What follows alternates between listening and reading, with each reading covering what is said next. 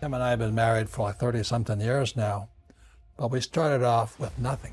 You know, people think, well, she married me for my money. That wasn't true because I was kind of between businesses. I had lost my second business. Not only did you not have money, we were like in a lot of debt. $800,000 in debt. Yeah. So she didn't marry. Bad debt, not good debt. Yeah.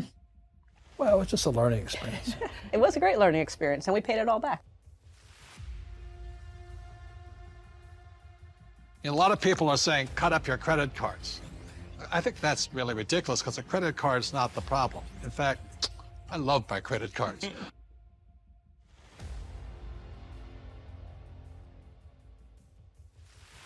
have no idea what it feels like to pay off your investors when you screw up. So I was cringe when I hear, oh, we just crowdfunded that. I'm going, well, how are you going to pay them back? That's the key. That's the key.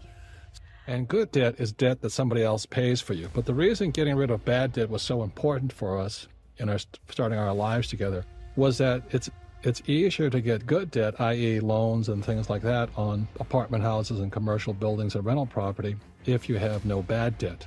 And so we had no blemishes by the time we came through this process. We never stopped investing, by the way, but we did pay off the bad debt and get into good debt. So good debt is very simply debt that makes you rich and somebody else pays off for you, i.e. your tenants. And bad debt is debt that makes you poorer every month and you have to pay for.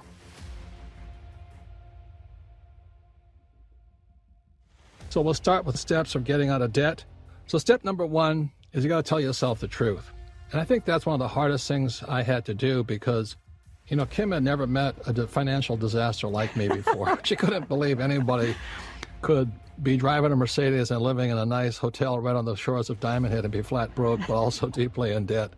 And I kept pretending I was rich, and that was, you know, I was faking it till I make it. And, you know, I was praying to God and Jesus and Buddha and hoping that money would come by and pretending I had no debt, and I was looking good and, you know, eating in the best restaurants and flaunting the cash. But I was flat broke. You can fake your girlfriends, but you can't fake your wife. And so the first thing I had to do with Kim was sit down and eventually tell her the truth that I wasn't as rich as I looked.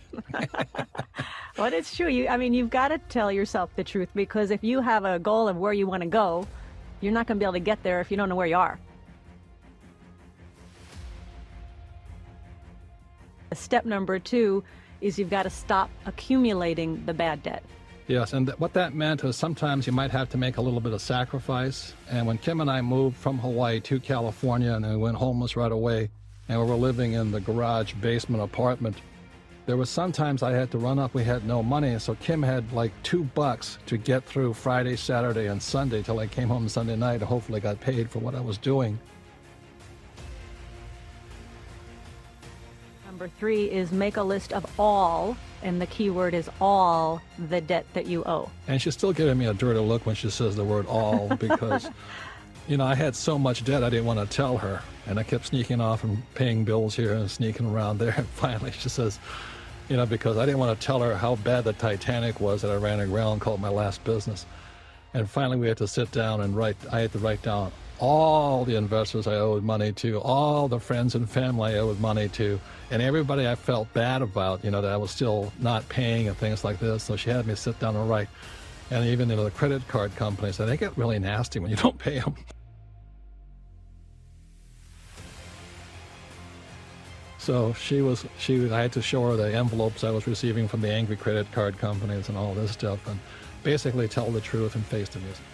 Step number four is a very important step, and all you guys out there who are deeply in debt and all this, I'd like to say this is probably the most important first real step you can go through, or a major commitment, and that is hire a bookkeeper. If you look in the workbook, you know, I talk about a bookkeeper as part of your team.